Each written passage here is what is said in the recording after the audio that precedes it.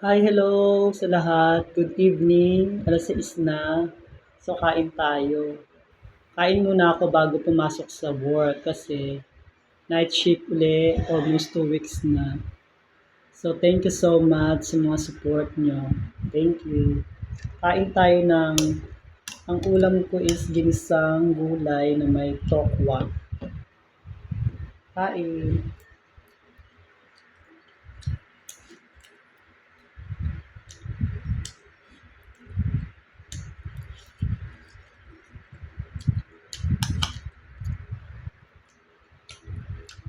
Makaibang sarap.